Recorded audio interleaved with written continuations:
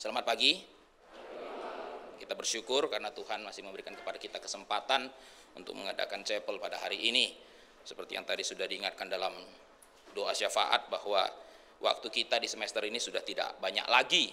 Ya, kalian akan menghadapi ujian, dan setelah ujian masuklah tahun ajaran yang baru. Ya, waktu selalu berjalan. Ya, tergantung di bangsa yang mana. Karena ada sebagian bangsa yang mengatakan waktu itu berlari. Ya, kalau di Indonesia kita menggunakan istilah berjalan, tapi kalau di Eropa biasanya disebut dengan berlari.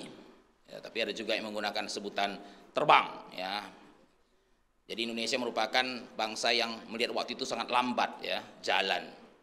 The time is walking. Kalau di Amerika the time is running, we are run out of time, gitu ya. Tapi kalau tidak salah di Prancis menggunakan istilah the time is flying. Nah, jadi kita bersyukur ya di Indonesia karena waktunya cuman jalan, ya. Kalau di Amerika lari, kalau di Prancis terbang. Nah, tapi dimanapun, entah itu jalan, entah itu lari, entah itu terbang, lama-lama hilang, ya. Lama-lama hilang. Ya, walaupun kita hanya memiliki sedikit waktu lagi, tapi mari kita menggunakannya dengan baik, dengan bertanggung jawab. Hari ini kita akan merenungkan firman Tuhan dari Ibrani 12. Silahkan membuka Ibrani 12 ayat 4. Ibrani 12 ayat 4 sampai 11.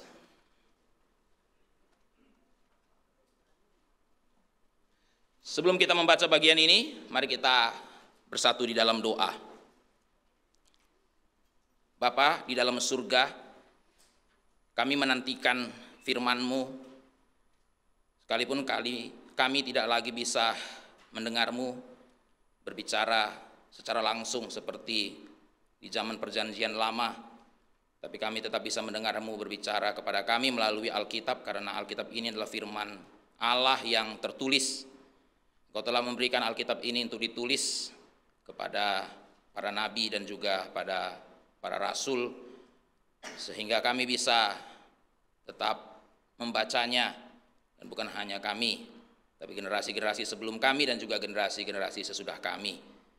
Firman-Mu adalah pelita bagi kaki kami dan terang bagi jalan kami, supaya kami tidak terus berjalan di dalam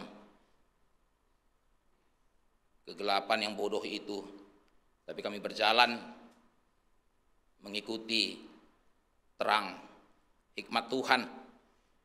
Kami serahkan hati dan pikiran kami untuk mendengarkan firman Tuhan. Kiranya Engkau membuka pikiran kami, mempersiapkan hati kami, supaya kami dapat mendengar suara-Mu. Pakailah waktu yang akan berjalan di depan kami, dan juga pakailah hamba-Mu yang penuh keterbatasan ini. Berbicaralah kepada kami, pribadi lepas pribadi. Di dalam nama Tuhan Yesus kami berdoa, amin. Kita akan membacakan bagian ini secara bertanggapan. Saya akan membacakan ayat 4, kalian menyambut dengan ayat 5, demikian seterusnya kita membacakannya sampai ayat 11. Dalam pergumulan kamu melawan dosa, kamu belum sampai mencucurkan darah.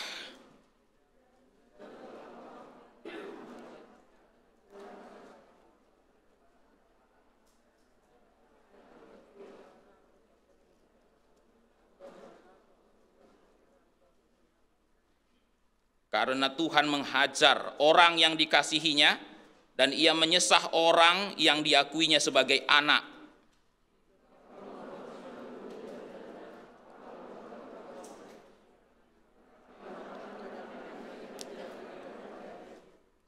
Tetapi jikalau kamu bebas dari ganjaran yang harus diderita setiap orang, maka kamu bukanlah anak, tetapi anak-anak gampang.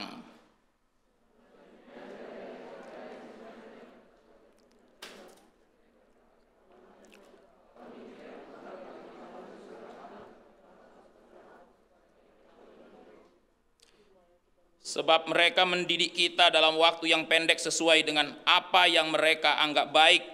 tetapi Dia menghajar kita untuk kebaikan kita supaya kita beroleh bagian dalam kekudusan-Nya.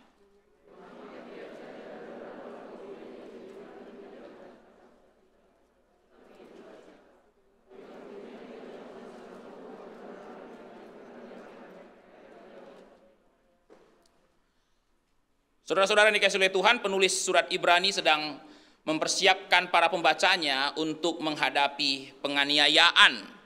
Pada ayat 4 dia mengatakan, dalam pergumulanmu melawan dosa kamu belum sampai mencucurkan darah. Saya ulangi sekali lagi, pada ayat 4 penulis surat Ibrani mengatakan, dalam pergumulanmu melawan dosa kamu belum sampai mencucurkan darah. Di sini penulis surat Ibrani sedang berbicara mengenai pergumulan orang-orang percaya dalam melawan dosa. Setiap orang percaya pasti akan bergumul melawan dosa. Pergumulan kita melawan dosa merupakan bukti bahwa kita adalah orang percaya. Karena kalau kita tidak pernah bergumul dengan dosa, maka kita belumlah disebut dengan orang percaya. Kita diselamatkan bukan untuk bebas dari pergumulan, bukan. Kita diselamatkan untuk bergumul. Maka orang Kristen itu harus dinilai dari pergumulannya. Orang Kristen yang tidak pernah bergumul, ya itu bukan orang Kristen. Justru kalau kamu bergumul, itulah tanda tangan yang mengesahkan kamu sebagai orang Kristen. Dan salah satu pergumulan orang Kristen adalah pergumulan melawan dosa.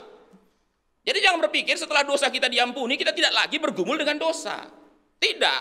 Justru setelah dosa kita diampuni, maka setiap hari kita akan bergumul melawan dosa. Ya, setiap orang itu memiliki pergumulan melawan dosanya sendiri. Pergumulan saya dengan pergumulan kamu pasti berbeda. Pergumulan kamu dengan pergumulan temanmu berbeda. Pergumulanmu sebagai siswa dengan pergumulan guru-gurumu juga berbeda. Tapi kalau kita sama-sama orang percaya, kita pasti memiliki pergumulan melawan dosa. Pergumulan saya terhadap dosa tidak selalu sama dengan pergumulanmu terhadap dosa. Ada dosa yang bagi saya bukan suatu pergumulan. Ya, tapi ada dosa yang bagimu adalah suatu pergumulan. Jadi kita bergumul melawan dosa yang berbeda, tetapi kita pasti bergumul melawan dosa. Ada yang bergumul melawan dosa pornografi, tapi belum tentu temanmu bergumul melawan dosa yang sama. Ya, tidak semua orang itu bergumul dengan dosa pornografi. Ya mungkin kebanyakan siswa laki-laki, ya, seperti kamu misalnya kan, baik SMP atau SMA, bergumul dengan dosa pornografi. Tahu kan bergumul? Bergumul itu kan bukan berarti saya mau ikut. Ya kalau saya mau ikut itu kan bergumul. Ya. Ketika saya dicobai, lalu saya dengan senang hati mengikuti, yaitu bukan bergumul. Ya. Bergumul artinya apa? Saya dicobai, tapi saya nggak mau ikut. Nah, itu namanya bergumul. Ya, saya kasih ilustrasi yang lebih mudah lah ya. Kalau suatu kali, ini andai kata ya, saya tidak akan melakukan ini, tapi suatu kali kalau kamu lagi jalan dengan saya, kita lewat got yang hitam itu, baru kemudian saya dorong kamu masuk dalam got itu. Masuk kamu ke dalam got itu, pasti kamu akan bergumul untuk keluar dari got itu. Itu namanya bergumul. Kenapa? Karena kamu nggak mau tinggal di dalam got itu. Karena got itu bukan habitatmu. Ya, tapi kalau andai kata, waktu saya dorong kamu ke dalam got itu, malah kamu diving. Kamu nggak bergumul untuk keluar, kamu malah pengen masuk lebih dalam. Ya, lah kan jadi saya bertanya, kamu ini manusia atau kerbau? Ya, saya ini masa kecilnya banyak dihabiskan di kampung, lalu saya sering bertemu dengan itu gembala-gembala sapi, gembala-gembala kerbau. Ya, dan beberapa titik di dalam kampung itu ada yang namanya kubangan, ya. Kubangan itu seperti got, ya, tapi di kampung nggak ada got karena nggak ada saluran air seperti kita di kota. Jadi ada namanya kubangan. Kubangan itu tanah lumpur gitu ya. Nah, sebagai manusia dan teman saya yang jadi gembala sapi itu, kita kalau melewati kubangan kita akan menghindar. Yang tertarik, yang menarik, yang membuat saya tertarik adalah apa? Sapi-sapi yang kami bawa itu bukan menghindar, malah masuk ke dalam kubangan itu. Dan yang bikin kesal apa? Baru saja dimandiin. Baru saja kita mandiin. Kita kasih air bersih, kita sabunin, kita lap. Baru dimandiin. Kenapa? Ya karena kerbau sapi itu tinggal di sebelah rumah. Kalau dia bau sekali, itu akan mengganggu penghuni rumah itu tidur. Maka sebelum kita bawa pulang, kita mandikan dulu. Kita mandikan dulu di sungai atau kita mandikan dulu di air, di mata air. Baru dimandikan, lalu lewat kubangan, kita semua menghindari kubangan, sapi-sapi itu dengan senang hati nyemplung ke dalam kubangan. Itu sebabnya Alkitab mengatakan, seperti lembu kembali pada kubangan dan seperti anjing kembali pada muntahnya. Itu kan gambaran orang berdosa. Seperti lembu kembali pada kubangan dan seperti anjing yang kembali pada muntahnya. Tapi manusia kalau jatuh pun ke dalam kubangan, dia tidak akan betah di sana, dia akan keluar, dia bergumul. Ya, kamu mungkin pernah lihat pasir hisap ya? Enggak pernah lihat, mungkin pernah nonton orang yang masuk ke dalam pasir hisap. Dan pasir hisap itu banyak mematikan orang, banyak korban di situ. Tapi semua orang yang masuk pasir hisap akan bergumul untuk keluar dari pasir hisap. Tidak ada orang yang masuk pasir hisap kemudian memilih untuk apa? Masuk lebih dalam lagi. Waktu kamu lihat orang masuk pasir hisap, dia ingin keluar, itu bergumul namanya. Kita masih hidup dalam dunia ini, kita pasti bergumul dengan dosa. Kita tidak mungkin bebas dari pencobaan. Waktu terjadi pencobaan, dan pencobaan setiap orang itu berbeda-beda. Ada orang pencobaannya itu minuman keras. Ada pencobaannya minuman keras. Ada pencobaan itu judi. Setiap orang yang punya pergumulan dengan judi, begitu berhadapan dengan godaan pencobaan judi, pasti dia bergumul. Sebab kalau dia tidak bergumul, itu berarti apa? Dia bukan orang Kristen. Itu ikan ya, di air terjun Niagara itu, sudah mau jatuh pun masih ingin naik, itu ikan. Dari sungai sebelah sana, ikan itu berusaha untuk melawan arus. Berusaha untuk melawan arus, bahkan sudah sampai di ujung pun sebelum air itu jatuh, ada ikan itu yang berusaha untuk naik lagi. Loh, kok dia berusaha untuk naik lagi ya? Karena dia ikan hidup. Nah, kalau kamu taruh ikan mati di air, di sungai, maka ikan mati itu akan ikutin air. Dia tidak bergumul untuk melawan arus air. Itu bedanya ikan mati dengan ikan hidup. Ikan mati melawan arus, ikan hidup. Ikan mati ikut arus, ikan hidup melawan arus. Dan namanya ikan hidup melawan arus, dia bergumul, struggling. Tapi apa yang dikatakan oleh penulis Ibrani, walaupun kamu bergumul melawan dosa, pergumulanmu itu belum apa-apa. Kenapa? Belum sampai mencucurkan darah. Belum sampai mencucurkan darah. Jadi dengarkan para siswa yang dikasihi oleh Tuhan. Apapun pergumulan melawan dosa, apapun dosa yang kamu hadapi, bagaimanapun kamu bergumul melawan dosa, kalau kamu sudah nyerah, ingat, ada orang sebelum kamu yang bergumul bukan dengan dosa, tapi dengan penganiayaan. Dia harus menderita. Jadi jangan bilang, aduh Pak, pergumulan saya berat-berat. Lebih berat mana pergumulan daripada pergumulan misionaris? Contoh ya, bergumul dengan pornografi. Pak, saya sudah bergumul, saya berat Pak, nggak bisa. Saya nggak bisa. Dengar baik-baik. Kamu melawan pornografi nggak sampai berdarah. Orang Kristen di Afghanistan itu mati. Nah itu aja, coba ya bayangkan ya. Kamu apa bergumul? Saya melawan pornografi Pak. Atau apalagi, saya melawan kemalasan Pak. Ingat, kamu melawan pornografi nggak sampai mati. Kamu melawan kemalasan nggak sampai mati. Tapi orang Kristen di Kazakhstan, Afghanistan, di Uni Soviet, di China, mereka sampai berdarah dan mati. Harusnya kamu ingat ini. Jadi Pak, pencobaannya berat, tapi nggak sampai mati.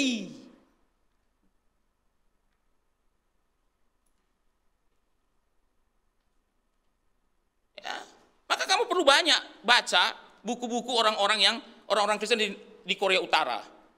Baru kamu tahu, pergumulan saya ini nggak ada apa-apanya.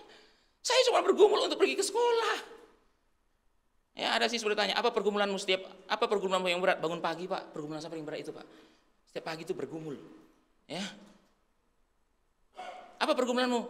Pergi ke sekolah Pak. Makanya saya sering bangun pagi susah. Kenapa? Saya langsung kalau ke sekolah itu Pak, bawaannya itu, aduh, ingat PR, ingat ujian itu ya. Apalagi ingat teman. Pengen gak mau ke sekolah, gak mau. Kalau pergumulanmu cuma itu, dengar baik-baik. Orang-orang Kristen Korea Utara itu setiap hari bergumul apa? Takut ditangkap, takut ketahuan.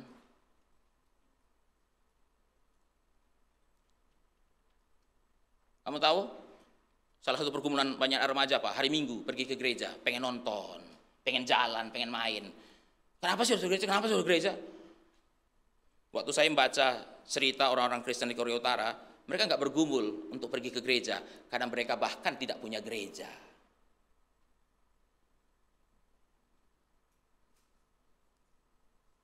Kamu masih bergumul untuk pergi ke gereja hari Minggu ya? Itu orang-orang Kristen Korea Utara itu bergumul mau kemana hari Minggu? Karena gereja pun tidak ada. Akhirnya mereka gerejanya di mana? Mereka gereja di hutan, mereka gereja di hutan, mereka gereja di tempat-tempat tersembunyi, ada di gereja di bawah kolong jembatan supaya tidak ketahuan sama pemerintah. Kita kembali lagi kepada ayat 4 ini.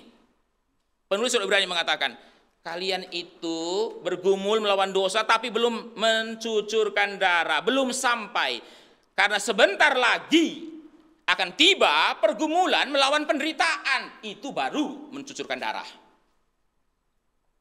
Hari ini kalian baru bergumul melawan dosa, tapi tidak lama lagi kalian akan bergumul dengan penderitaan. Saya ulangi sekali lagi. Hari ini kalian baru bergumul dengan dosa, tapi nggak lama lagi kalian akan bergumul dengan penderitaan.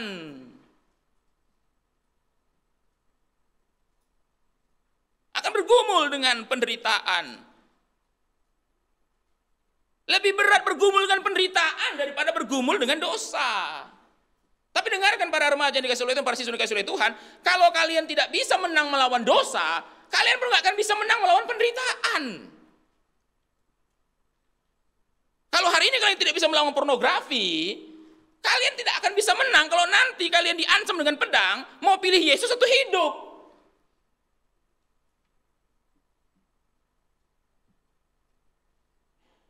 Jadi kalian bersyukur, hari ini pergumulan kalian barulah pergumulan melawan dosa.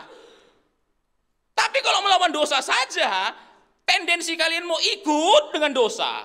Maka kalau suatu hari nanti datang orang pakai pedang, lalu bertanya kepada kalian mau hidup atau mau jadi Kristen.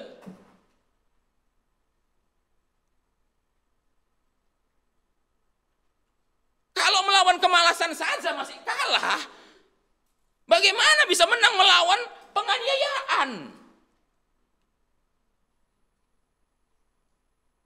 Kalau hari ini kalian baru dicobai pornografi atau ikut Tuhan, pornografi atau ikut Tuhan, baru kan pornografi aja lah, nanti Tuhan belakangan. Kalau setiap hari sudah begitu, bagaimana kalau satu hari nanti datang orang yang mengatakan mau ikut Tuhan atau mati?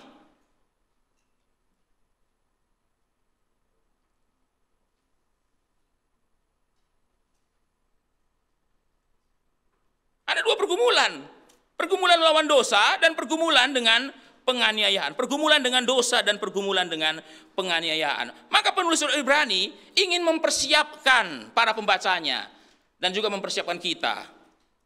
Kalau nanti penderitaan, kalau nanti penganiayaan itu datang, penulis Surat Ibrani mengatakan sebelum penganiayaan itu datang, persiapkan dirimu.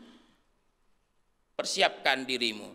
Dan di sini dia mau mengatakan bahwa sebenarnya Allah itu sedang mempersiapkan orang-orang percaya sebelum menghadapi penganiayaan. Itulah yang mau disampaikan oleh ayat 4 sampai 11 ini. Allah mempersiapkan orang-orang percaya sebelum menghadapi penganiayaan. Ya memang tidak semua orang Kristen itu mengalami penganiayaan dan tidak semua penganiayaan itu sama. Tapi kita pasti akan menghadapi kesulitan di dalam hidup ini. Maka sebelum kesulitan-kesulitan itu terjadi, Tuhan mempersiapkan kita supaya ketika kesulitan itu menimpa, kita bisa bertahan. Kita bisa bertahan. Maka dalam ayat ini mengatakan, kamu belum sampai mencucurkan darah, akan tiba saatnya nanti kamu akan menghadapi penganiayaan, di situ baru kamu mencucurkan darah. Tapi pertanyaannya, sudahkah engkau siap? Apakah kita akan meninggalkan Tuhan ketika kita mengalami penganiayaan? Angela Merkel, mantan kanselir Jerman, mengatakan bahwa kekristenan adalah the most persecuted religion. Dia mengatakan bahwa kekristenan itu adalah agama yang paling banyak mengalami penganiayaan. Sejak gereja mula-mula sampai hari ini, agama yang paling banyak teraniaya itu adalah agama Kristen. Di dalam kitab Wahyu, kita menemukan Rasul Yohanes dibuang ke Pulau Patmos. Dan pada hari itu, Kaisar Roma sudah menghancurkan banyak gereja, baik di Asia Kecil maupun di luar Asia Kecil.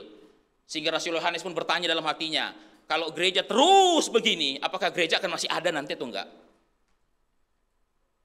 Itulah kenapa Tuhan kasih kitab Wahyu kepada Rasul Yohanes. Kitab Wahyu itu bukan teka-teki ya, bukan. Kitab Wahyu itu penghiburan bagi Rasul Yohanes dan juga bagi kita. Kalau kamu jadi Rasul Yohanes waktu itu sedang dibuang ke Pulau Patmos, baru gereja digebukin oleh Kaisar Romawi, kamu akan bertanya, masih akan bertahan nggak gereja? Hari ini kan kita hidup di tahun 2023, jawabannya apa? Ya, ya iya dong. Kalau enggak kan kita hari ini nggak ada gereja kan? Hari ini kita dekat gereja. Tapi waktu Rasul Yohanes ditangkap, lalu kemudian dibuang ke Pulau Patmos, gereja-gereja sudah dibakar, gereja-gereja sudah dihancurkan oleh Kaisar Romawi, maka pertanyaan Rasul Yohanes adalah, kalau terus begini, gereja bisa bertahan nggak? Disitulah Tuhan memberikan kepada Rasul Yohanes kitab Wahyu, dan Tuhan mengatakan dalam kitab Wahyu, gereja bukan hanya bertahan, bukan hanya survive, tapi thrive. Dan hari ini kalau kita lihat tahun 2023, di samping kita ada gereja gedenya minta ampun. Dulu Rasul Yohanes nanya ya, Tuhan gereja bisa bertahan nggak? Kalau Rasul Yohanes bangkit hari ini, dia lihat kaget dia mungkin, saya pikir nggak bisa bertahan, bukan hanya bertahan, tapi apa? Berkembang. Bukan hanya survive, tapi thrive. Saudara-saudara Tuhan, tapi kita itu tidak bisa menghindar dari kesulitan. Kita tidak bisa menghindar dari penderitaan. Mungkin kita akan menderita bukan karena dianiaya, bukan. Tapi kita akan menderita karena hal-hal yang lain, karena iman kita. Maka sebelum itu terjadi, kita harus dipersiapkan. Dan Allah mau kita siap untuk menghadapi hal itu. Bagaimana Allah mempersiapkan kita? Satu kata, disiplin. Mari kita perhatikan ayat yang kelima. Mari kita perhatikan ayat yang kelima. Hai anakku, janganlah anggap enteng didikan Tuhan. Dalam bahasa Inggrisnya, disiplin Tuhan. Ayat yang keenam, karena Tuhan menghajar. Bahasa Inggrisnya, mendisiplin. Jadi dari ayat 4 sampai 11, kata disiplin muncul berkali-kali. Tuhan mendisiplin, Tuhan mendisiplin, Tuhan mendisiplin. Nah, seringkali kita berpikir disiplin itu sama dengan hukuman. Tapi disiplin itu bukan sekedar hukuman. Memang di dalam disiplin ada hukuman. Tapi hukuman bukanlah disiplin itu sendiri. Contoh ya, disiplin ilmu. Nah misalnya ya, orang nanya, disiplin ilmu apa yang kamu pelajari? Maksudnya, saya belajar disiplin ilmu sosiologi. Saya belajar disiplin ilmu sejarah. Loh kok disiplin? Emang kita di dalam ilmu itu dipukulin gitu kan? Nah, jadi kata disiplin itu tidak selalu berarti hukuman. Di dalam disiplin ada hukuman, tapi hukuman bukanlah disiplin itu sendiri. Maka terjemahan bahasa Indonesia ayat 6 itu sebenarnya kurang cocok. Menghajar. Itu kan sama seperti apa ya? Itu kan sama seperti preman gitu kan. Gua hajar lu gitu kan. Nah, itu kan. Ini Tuhan ini kok kayak preman? Karena Tuhan menghajar orang yang dikasihinya. Tuhan ini kayak preman Senen gitu. Gua hajar lu. Kata hajar itu disiplin. Dan ia menyesah. Jadi bukan hanya hukuman, bukan punishment, bukan. Tapi lebih tepatnya latihan. Latihan. Jadi sebenarnya kata yang lebih tepat itu adalah latihan. Tuhan melatih orang yang dikasihinya. Jadi kata hajar jangan dimengerti seperti kita lagi berantem lalu dihajar sama lawan kita, bukan. Tapi ini seperti atlet dengan pelatih. Ya semua pelatih itu disiplin. Kalau kamu misalnya nanti masuk tentara gitu ya, masuk TNI, kamu juga akan didisiplin. Bangun pagi, lebih pagi daripada orang lain, baru bangun disuruh lari-lari. Disiplin.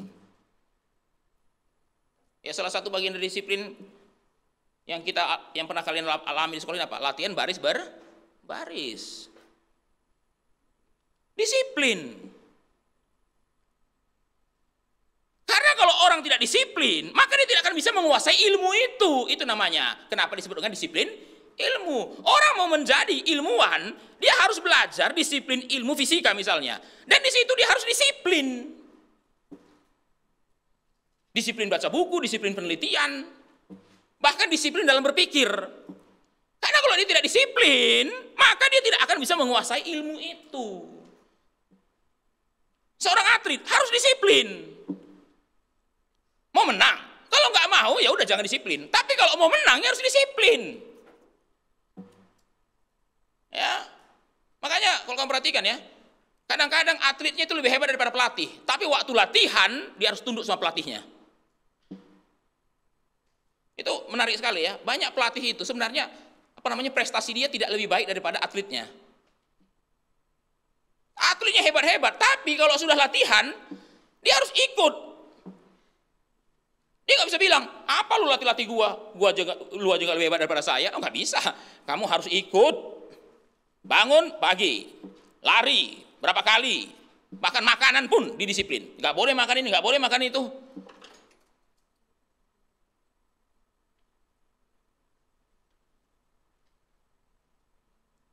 Ya. Itu petinju-petinju ya. Itu lebih hebat daripada pelatihnya, lebih hebat daripada coachnya. Kamu tahu kan seringkali petinju itu kan, coachnya kayak gini kan, nah, baru petinju gini-gini kan. Nah, dia kalau emosi ya sama petinjunya, dia tonjok petinjunya langsung gitu kan. Kalau dia emosi sama pelatihnya gitu kan. Misalnya petinju apa, ini petinju apa kelas kakap ini gitu. Tapi waktu latihan kan pelatihnya begini kayak gini kan, ayo tinju gitu kan, nah, sparring partner gitu. Tapi kalau dia emosi sama pelatihnya, dia tonjok pelatihnya langsung gitu kan. Lawan gua juga tonjok langsung KO gitu kan. Nah, kamu apalagi pelatih. Oh, tapi nggak bisa, dia harus taat, push up. Itu namanya latihan. Tapi untuk mempersiapkan, maka kalau perhatikan di sini, penulis Ibrani mengatakan, Tuhan sedang mempersiapkan kita, dan itulah sebabnya Dia mendisiplin kita. Para siswa oleh Tuhan, apalagi kamu yang SMA, disiplin di sekolah ini untuk mempersiapkanmu keluar dari sekolah ini. Loh, disiplin itu bukan untuk hari ini. Kalau kamu tanya, apa yang saya dapat dari disiplin itu sekarang? Disiplin bukan dibuat untuk hari ini, disiplin dibuat untuk nanti. Mempersiapkanmu untuk hari depan. SMP, mempersiapkanmu untuk SMA. SMA mempersiapkanmu untuk kuliah.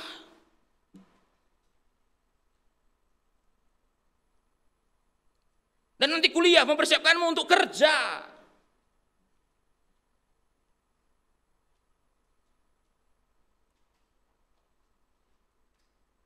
Maka kadang-kadang ya, di sekolah itu perlu ada ujian mendadak. Karena hidup ini tidak pernah memberikan ujian terjadwal, nggak pernah. Ya, di sekolah ujian terjadwal. Begitu lulus dari sekolah, masuk dalam kehidupan sehari-hari, menghadapi ujian yang mendadak. Waduh. Di sekolah 3 tahun ujiannya terjadwal, SMA terjadwal, kuliah terjadwal. Begitu hidup nggak pernah terjadwal ujiannya. Kamu tahu kan hidup ini nggak pernah bilang-bilang, besok ujian ya, nggak pernah, ya nggak pernah kan COVID datang duluan, nggak pernah kan COVID datang pakai pemberitahuan ya kan. Sebelum datang COVID memberitahukan dulu, tahun 2020 akan datang COVID, nggak pernah gitu ya. Semua datangnya mendadak lah. Kita itu terjadwal, begitu diuji mendadak. Ya kalau ada gurumu suka bikin kuis tiba-tiba, anggaplah itu ujian untuk kehidupan ya. Nah itu poinnya ya. Jangan dibenci. Ibu ini ya bikin ujian mendadak terus kuis gitu ya. Ya, kakak-kakak kelasmu pasti ingatlah apa yang SMA ya. Kakak-kakak angkatan atas kalian itu pasti ingatlah apa yang sering saya lakukan. Masuk kelas langsung bilang nomor 1. Nah itu salah satu kebiasaan saya. Anak SMA yang sekarang di bawah saya itu nggak perlu khawatir, saya tidak melakukan itu lagi sekarang. Tapi dulu itu sudah terkenal nomor 1. Kadang-kadang besoknya saya masuk lagi, bukan besoknya, minggu depan saya masuk lagi nomor 1. Pak kan baru kemarin ujian mendadak, dia bilang kan. Ya kan saya bilang nomor 1 ujian, nomor 1 selamat pagi, saya bilang itu aja. Wah mereka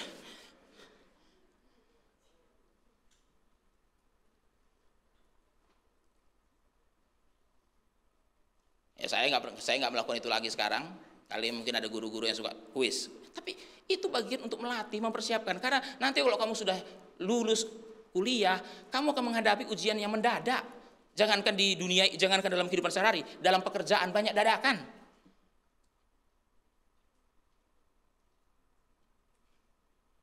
Maka dilatih selama ada di sekolah. Kenapa sih di SMA baca bukunya tebal-tebal? Loh, kamu nanti kuliah baca buku lebih tebal lagi.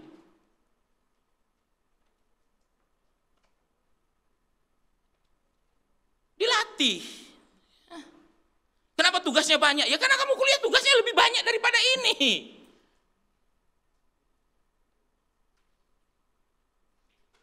Dilatih.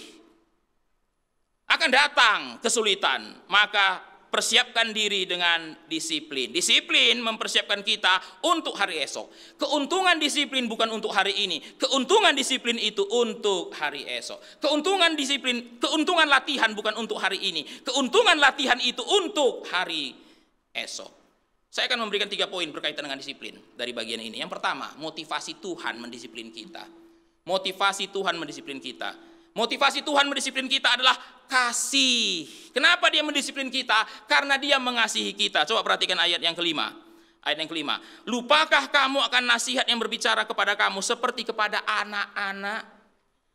Lupakah kamu akan nasihat yang berbicara kepada kamu seperti kepada anak-anak? Hai anakku, janganlah anggap enteng didikan Tuhan. Ayat 6. Karena Tuhan menghajar orang yang dikasihinya. Karena Tuhan menghajar orang yang dikasihinya. Saya ulangi, karena Tuhan menghajar orang yang dikasihinya. Ayo ulangi sekali lagi, kita baca sama-sama ayat 6 ini dari kata Tuhan. 1, 2, 3, ya. Tuhan menghajar orang yang dikasihinya. Siapa yang mau dikasih Tuhan? Angkat tangan semua. Siapa yang mau diajar oleh Tuhan? Mau ya? Mau diajar oleh Tuhan? Itu masalahnya. Kalau ditanya siapa yang mau dikasih oleh Tuhan? Semua angkat tangan. Siapa yang mau dihajar oleh Tuhan? Wah, ntar dulu Pak, jangan ya, dihajar jangan gitu ya. Tapi kalau kita memang menyebut saya dikasih Tuhan, maka konsekuensi dari dikasih Tuhan adalah dihajar oleh Tuhan. Mengapa Tuhan mendisiplin? Karena dia mengasihi kita. Orang tua yang tidak mendisiplin anak itu berarti dia tidak mengasihi anaknya. Mari kita perhatikan ayat yang ke-7. Ayat yang ke-8 bukan ayat ke-7. Tetapi jikalau kamu bebas dari ganjaran yang harus diderita setiap orang, kamu bukanlah anak. Kalau Tuhan tidak mau hajar kamu, kalau Tuhan tidak mau disiplin kamu, berarti dia tidak anggap kamu anaknya. Dia tidak mengasihimu. Jadi orang tua yang hanya kasih uang, kasih makan, kasih baju, hanya itu yang dia kasih kepada anaknya, tapi dia tidak mendisiplin anaknya, berarti dia tidak mengasihi anaknya.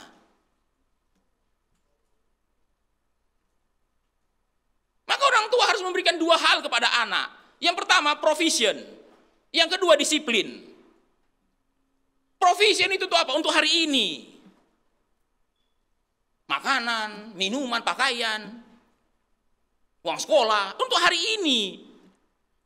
Tapi apakah provision itu cukup untuk masa depan? Tidak.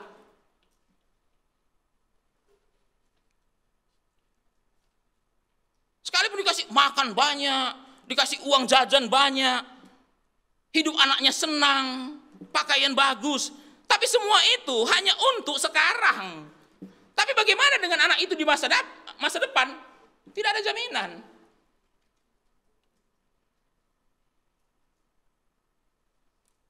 Orang tua yang mengasihi anak, dia akan mendisiplin anaknya. Tuhan menghajar orang yang dikasihinya, dan ia menyesah orang yang diakuinya sebagai anak. Jika kamu bebas dari ganjaran, maka kamu bukanlah anak, tapi anak-anak gampang. Bahasa Inggrisnya itu agak kasar, illegitimate. Kamu adalah anak-anak yang tidak sah. Nah itu kira-kira ya bahasa Inggrisnya. Kalau Tuhan tidak menghajar kamu, kamu tidak dianggapnya sebagai anak. Motivasinya. Mari kita lihat ayat 10. Ayat 10. Sebab mereka mendidik kita dalam waktu yang pendek sesuai dengan apa yang mereka anggap baik, tetapi Dia menghajar kita untuk kebaikan kita. Orang tuamu di bumi, kata penulis Ibrani, menghajar kamu untuk apa yang dianggapnya baik. Nggak tentu baik bagi kamu. Ya, orang tuamu di bumi itu terbatas, orang tuamu di bumi itu berdosa, orang tuamu di bumi itu memiliki kelemahan. Tapi perhatikan baik-baik, Dia menghajar kita untuk apa yang dianggap mereka baik. Ya makanya seringkali apa yang kita anggap baik, tapi orang tua kita anggap nggak baik. Tapi mereka menghajar kita sesuai dengan apa yang mereka anggap baik. Nggak tentu baik bagi kita. Misalnya gini ya, dari kecil kita disiplin. Supaya apa? Jadi dokter. Apakah kita semua mau jadi dokter? Enggak juga. Tapi orang tua kita pengen jadi dokter. Ya kan? Mungkin ada orang tuanya yang dulu pengen jadi dokter, gak kesampaian gitu. Maka waktu dia anaknya, nanti anak saya jadi dokter. Maka anaknya di-drill jadi dokter. Ya, dari kecil sudah dikasih baju dokter gitu kan, bayangkan itu. Nah, bayangkan ada anak itu dari kecil sudah dikasih baju lab, gitu kan. Nah, itu. Kenapa? Papanya dulu mau jadi ilmuwan enggak sampai gitu kan. Cita-cita yang tidak tersampaikan gitu. Dikasih, tapi anak ini tanya mau jadi apa? Penyanyi. Ayo bayangkan. Anaknya mau jadi penyanyi tapi orang tuanya drill supaya dokter. Itu maksudnya sesuai dengan apa yang dianggapnya baik. Tapi perhatikan, Tuhan mendisiplin kita untuk kebaikan kita. Dia mengasihi kita. Dia mengasihi kita. Ya, jadi kalau kita menerima disiplin dari Tuhan, ingat baik-baik. Motivasinya motivasinya tidak lain dan tidak bukan hanyalah untuk kebaikan kita. Motivasinya tidak lain dan tidak bukan adalah untuk kebaikan kita. Dia tahu suatu hari akan datang kesulitan. Maka sebelum kesulitan itu datang, Tuhan persiapkan kita hari ini. Saya percaya, kenapa generasimu diizinkan Tuhan sekolah di tengah-tengah COVID? Karena suatu hari akan ada masalah yang akan kamu hadapi. Ini adalah persiapanmu. Mungkin kamu bertanya, Pak, kenapa ya saya lahirnya atau saya sekolahnya itu di tengah-tengah COVID? Kenapa selama waktu saya sekolah nggak usah ada COVID lah, Pak? Tapi kenapa sekarang ini saya harus sekolah di tengah COVID seperti ini ya? Sampai ada yang bilang angkatan COVID. Nah itu ya kan, bayangkan ya kan. Nah itu. Angkatanmu angkatan berapa? Angkatan COVID, Pak. Itu kan. Nah itu kan. Maka saya akan percaya kamu tidak akan lupa tahun berapa kamu SMA. Ya, kalau ditanya nanti tahun berapa kamu SMP, kamu pasti akan ingat. Tinggal googling aja COVID-19. Nah itu kan selesai kan? Ya, saya jadi lupa kapan saya SMA. Kenapa? Nggak ada yang berkesan waktu SMA soalnya. Ya, saya lupa kapan saya SMP. Kalau saya ditanya kapan SMP gitu ya, saya harus hitung-hitung baik-baik. Dari kuliah mundur, baru tahu. Kalau kamu saya yakin. Kalau nanti kamu sudah kuliah gitu kan, tahun berapa SMP-nya? Langsung ingat COVID-19 selesai kan? 19 tuh 2019. Nah itu kan, tinggal hitung sajalah 2019, 2020, 2021, 2023 kan cuma di situ.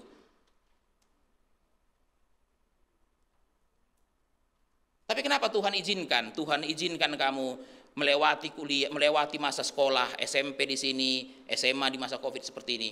Untuk mempersiapkanmu. Saya tidak tahu apa kesulitan yang akan kamu hadapi nanti. Tapi ini sekolahmu sedang mempersiapkanmu. Tuhan mendisiplin orang yang dikasihinya. Tapi disiplin Tuhan juga datang dari guru-gurumu. Disiplin Tuhan juga datang dari guru-gurumu. Supaya apa? Supaya kamu bisa siap menghadapi hari depan yang lebih sulit. Motivasinya adalah kasih.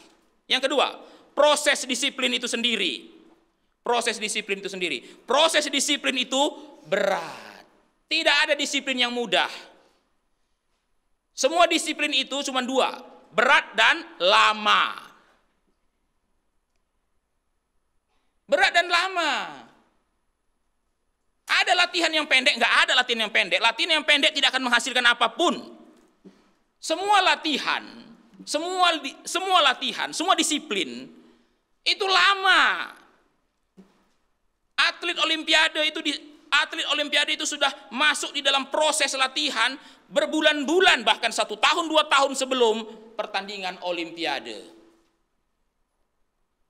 Dan selama 1 tahun 2 tahun itu mereka ngapain? Mereka disuruh melakukan hal-hal yang berat.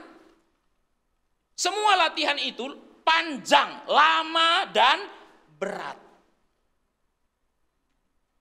Panjang, lama, dan berat. Beberapa hari yang lalu saya melihat sebuah YouTube itu, ada seorang laki-laki dari Afrika, dia ingin masuk klub basket. Dia ingin mengikuti pertandingan NBA, tapi dia tidak punya uang untuk pergi ke Amerika. Maka dia latih dirinya sendiri. Waktu saya lihat nonton video YouTube-nya, wah saya terkesan sekali loh cara dia melatih. Dia itu salah satu latihan yang saya tonton itu dia menggiring bola itu, dia menggiring bola dengan tangannya, tapi tangannya diikat dengan tali, lalu tali itu ada ban truk. Bisa membayangkan tangan kanan diikat pakai ban truk, pakai tali itu ban truk yang gede itu. Jadi dua tangan seperti ini. Baru setelah itu kakinya juga sama, diikat dengan ban truk itu. Jadi 4 ban, 2 ban untuk tangan, 2 ban untuk kaki. Baru dia lari dengan keempat ban itu, mengikat. Dan sambil itu dia dribbling bola.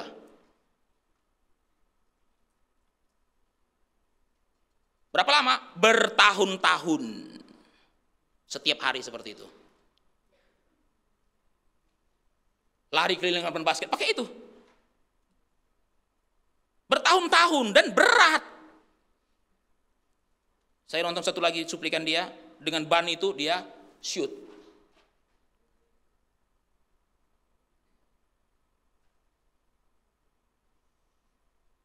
Untuk apa?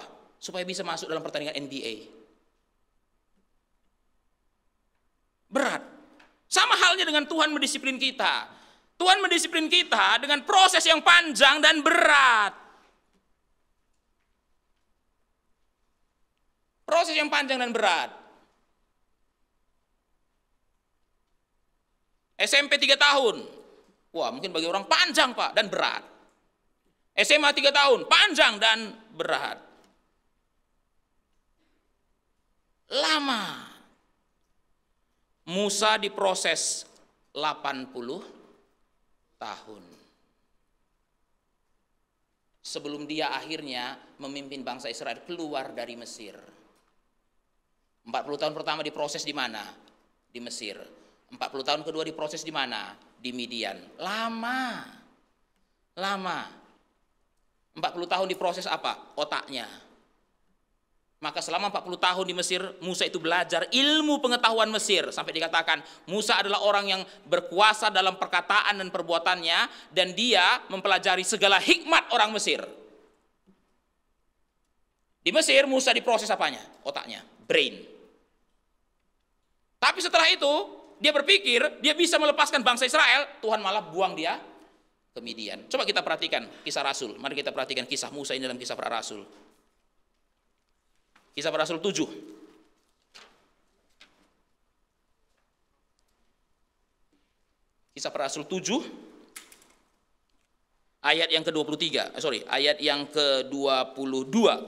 Kisah para Rasul 7 ayat 22. Mari kita baca bersama-sama. 2, 3, ya. Dan Musa dididik dalam segala hikmat orang Mesir, dan ia berkuasa dalam perkataan dan perbuatannya. Berkuasa dalam perkataan dan perbuatannya. Dididik dalam segala hikmat orang Mesir. Pada zaman itu Mesir adalah negara yang paling maju peradabannya. Waktu zaman Musa sudah ada piramid. Sampai hari ini pun kita nggak ngerti bagaimana piramid bisa dibikin. Itu menunjukkan tingginya peradaban orang Mesir. Dan Musa dididik dalam segala hikmat orang Mesir. Sehingga dia berkuasa, otoritatif dalam perkataan dan perbuatannya. Nah, setelah 40 tahun, perhatikan ayat 23. Nah, sekarang saya bacakan ya. 23 untuk kita semua. Semua coba lihat ayat 23. Pada waktu ia berumur 40 tahun, timbullah keinginannya dalam hatinya untuk mengunjungi saudara-saudaranya. Ayat 24. Ketika itu ia melihat seorang dianiaya oleh seorang Mesir, lalu ia menolong dan membela orang Mesir itu dengan membunuh orang Mesir itu. Ayat 25. Pada sangkanya saudara-saudaranya akan mengerti bahwa Allah memakai dia untuk menyelamatkan mereka. Jadi kenapa Musa bunuh orang Mesir itu? Karena dia ingin kasih tahu sama bangsa Israel, Tuhan panggil saya untuk memimpin kalian. Jadi Musa sudah tahu Tuhan panggil dia untuk memimpin bangsa Israel. Maka dengan confident dia bunuh orang Mesir itu. Kenapa dia pikir seperti itu? Enggak ada orang Israel yang lebih pintar daripada saya. Semua budak. Cuman saya yang kuliah di Mesir, dididik dalam segala hikmat Mesir, maka dia pikir, siapa orang yang paling tepat kalau bukan saya? Nah itu ya, kalau bukan saya siapa lagi? Musa berpikir, kalau bukan saya siapa lagi? Kalau bukan di sini, di mana lagi? Kalau bukan sekarang, kapan lagi? Maka dia bunuh orang Mesir itu. Pada sangkanya saudara-saudaranya akan mengerti bahwa Allah memakai dia. Tetapi mereka tidak mengerti. Wah, akhirnya Musa diusir sampai ke Midian 40 tahun. Ternyata ini nggak cukup. Musa sudah dididik di Mesir, disiplin itu ya. Dengan disiplin dia di Mesir 40 tahun. Untuk apa? Untuk membentuk pikirannya. Cukup? Tuhan bilang nggak cukup. Musa sekarang pergilah ke Midian. Di Midian jadi apa? Jadi gembala kambing. Bayangkan, dari pangeran Mesir menjadi gembala kambing. Apaan ini? Ini proses. 40 tahun di Midian nggak ada kerjaan selain jadi gembala kambing. Tapi apa maksud Tuhan 40 tahun? Untuk mendisiplin hatinya. Musa harus belajar jadi gembala dulu. Kenapa? Nanti 40 tahun terakhir dia akan menggembalakan bangsa Israel. Perhatikan baik-baik perjalanan hidup Musa. 40 tahun pertama jadi pangeran di Mesir. 40 tahun kedua jadi gembala kambing di Midian. 40 tahun terakhir jadi gembala bangsa Israel. Proses. Panjang, 40 tahun, 80 tahun, dan berat. Semua itu untuk apa? Preparation. Mempersiapkan. Terakhir, hasil dari disiplin. Mari kita baca ayat 11. Kita baca ayat 11.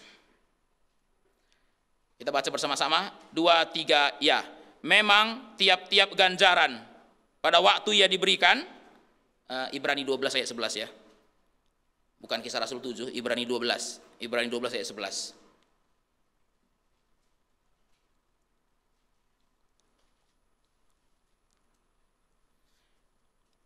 Kita baca bersama-sama, 2, 3, ya. Memang tiap-tiap ganjaran pada waktu ia diberikan tidak mendatangkan sukacita, tetapi duka cita. Tetapi kemudian ia menghasilkan buah kebenaran yang memberikan damai kepada mereka yang dilatih olehnya. Perhatikan baik-baik, tidak ada ganjaran yang menghasilkan sukacita pada waktu ia diberikan. Nggak ada atlet itu ketawa-ketawa waktu latihan, nggak ada. Semuanya keluh kesah. Duka cita, kenapa? Panjang dan berat.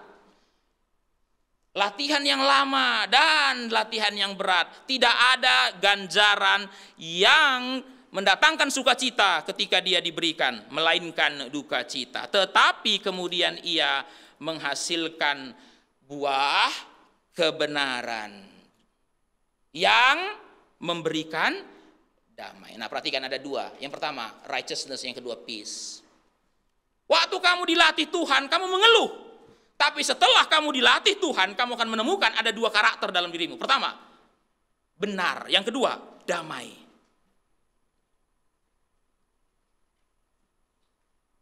Ada dua karakter.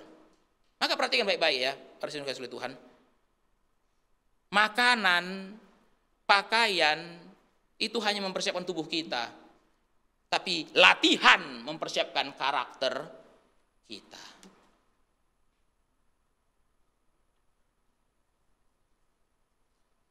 Makanan, pakaian, itu mempersiapkan tubuh kita. Tetapi disiplin dan latihan dari Tuhan, itu mempersiapkan karakter kita. Sekarang saya kembali kepada cerita atlet laki-laki yang dari Afrika itu. Setelah bertahun-tahun, semua ban itu dilepaskan dari tangannya. Dia kemudian bisa lari di lapangan lebih ringan. Dia bisa mengendalikan tubuhnya ketika melempar bola. Dia bisa mengendalikan tangannya ketika menggiring bola. Kenapa? Karena dia sudah melewati latihan yang panjang dan latihan yang berat. Bayangkan saja, pakai ban saja dia shoot masuk, apalagi nggak pakai ban, itu poinnya. Dengan 4 ban saja dia bisa lari dengan kencang, apalagi tidak pakai ban. Sedemikian halnya dengan kita manusia ya, orang Kristen ini. Tuhan latih kita, dan setelah dia latih kita, maka kita akan menjadi orang yang hatinya penuh damai. Kenapa hati kita perlu damai? Karena karakter kita benar. Maka dengarkan baik-baik. Karakter yang benar akan memberikan hati yang damai. Nanti waktu terjadi penderitaan, hatimu akan damai. Kenapa bisa damai? Karena karaktermu sudah terbentuk. Karakter yang benar menghasilkan hati yang damai, dan itu membutuhkan latihan yang lama dan panjang.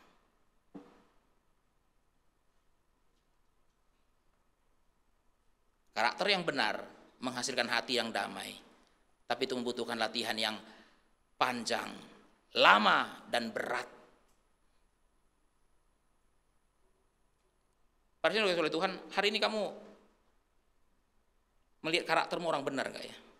Karakter yang benar. Kenapa orang hatinya gak damai? Karena karakternya gak benar. Baru kena tekanan sedikit langsung depresi. Baru kena masalah sedikit langsung stres.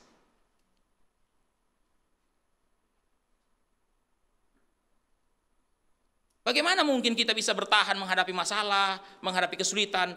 Bagaimana bisa memiliki hati yang damai ketika kita menghadapi masalah dan kesulitan? Harus punya karakter yang benar. Tapi karakter yang benar itu butuh latihan yang panjang, lama, dan berat.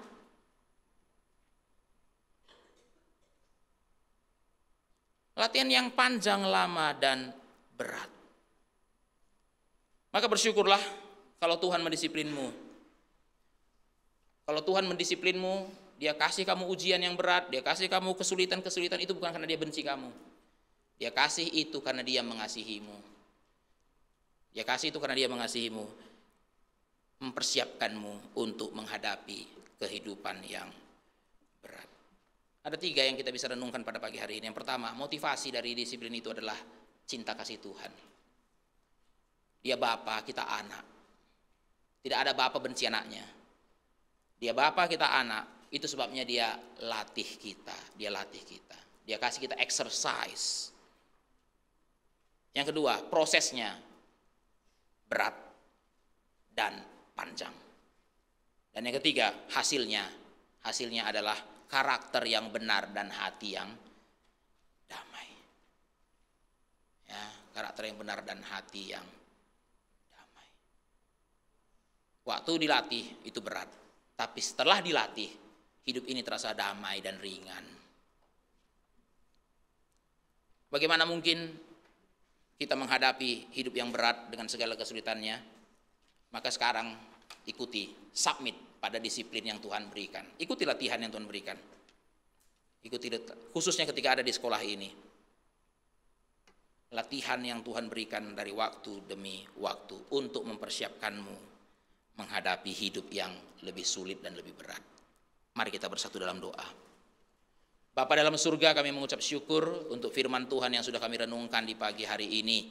Sebelum kami mengikuti kegiatan belajar dan mengajar, kami berdoa supaya sebagai siswa di tempat ini, kami menjalani apa yang Tuhan berikan kepada kami.